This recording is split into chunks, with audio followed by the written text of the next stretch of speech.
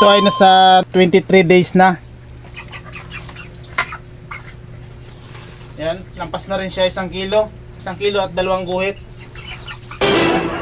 Hello guys, magandang umaga. Ngayon lang tayo nakapag-upload sa ating YouTube channel. Dahil naging busy tayo dito sa ating mini farm. Mayroon tayong bagong project.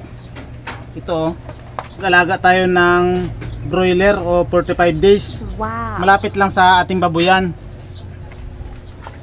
Yan ang ating babuyan.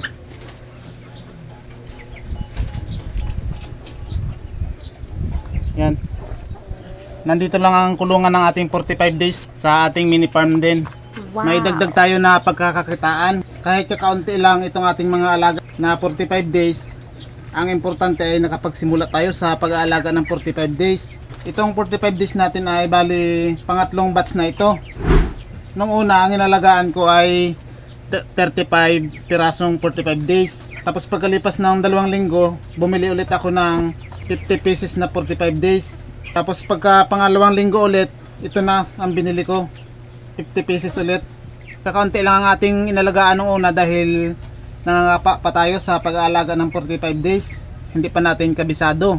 Hindi rin naman kasi tayo pwedeng mag-umpisa sa marami dahil wala pa tayong masyadong alam sa pag-aalaga ng 45 days. Ito naman ay habang tumatagal, dadagdagan pa natin ng ating mabibili na 45 days. Nung una ay ito lang ang aking kulungan ng 45 days. Yan. Ito. Saka itong kabila. Tapos nadagdagan natin dito. May kulungan pa dito. Yan. Nabinta na natin yung mga laman nito. Kaya pinapahinga muna natin. Sa susunod na mga ilang araw ay bibili ulit tayo ng 45 days. Wow. Tapos ito na yung huling batch, pangatlong batch. Ito ay nasa 23 days na. Yan, lampas na rin siya 1 kilo. 1 kilo at 2 guhit. Wow. Mas maganda rin na kaunti lang ang ating inalagaan dahil marami tayong challenge na napagdaanan.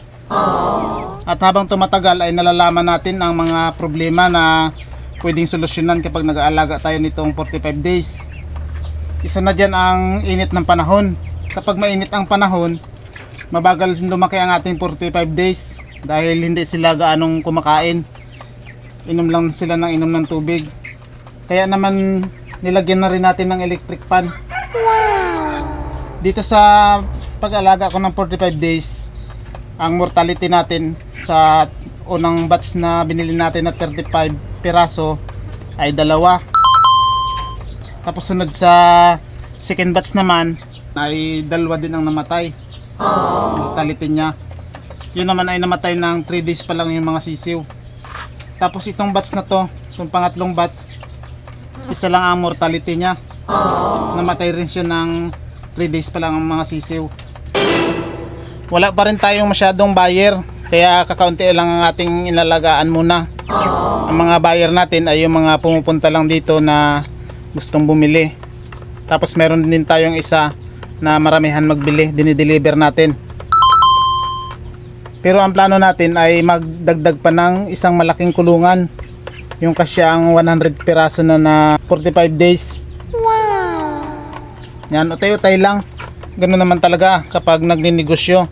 Hindi mo pwedeng biglain o damihan agad.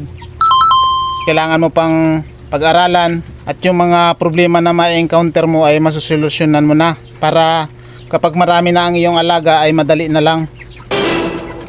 Kailangan pa kasi nating matutunan yung mga programa natin para sa ating 45 days, simula sa pagbili natin, kung anong vitamins ang ating ibibigay, mga feeds na patuka natin sa ating mga 45 days, at maiwasan natin na magkaroon sila ng halak o sipon. Yan ang pinaka-importante dahil kapag nagkaroon sila ng halak o sipon, babagal ang kanilang paglaki. At kapag hindi naaagapan ang sipon ay ikakamatay ng manok. Buti naman dito sa ating 45 days kapag may halak ay nasosolusyonan agad natin. Nagagamot natin ang halak. Dito naman sa kulungan na pinagawa natin, Nagupa lang tayo ng tao, yun lagi nating inuupahan kapag may pinapagawa tayo sa ating babuyan. Itong kulungan na to ay isang araw niya lang ginawa, kaya kaunti lang rin ang ating gastos. Ang binili lang natin dyan ay itong kanilang patungan, itong plastic na to, tapos pako, alambre, yan lang yung gastos natin. Sa yero naman ay yung mga lumang yero na yan, Wow. ginamit natin dito yung mga luma. Mayroon din tayong solar dito, to dahil dito sa amin lugar ay ang kalaban natin sa pagnenegosyo ang kuryente, laging brown out. Kailangan talaga ay may solusyon tayo. Itong solar naman na to ay matagal na natin ginagamit sa ating babuyan. Marami naman tayong solar na ginagamit dito, kaya nilagay na muna natin ito dito sa ating mga alagang manok. Yan na muna ang update guys sa ating mini farm. Sana ay patuloy nyo pa rin akong subaybayan. Hanggang dito na lang muna guys ang ating video. Maraming salamat sa panonood. Happy farming! Bye bye!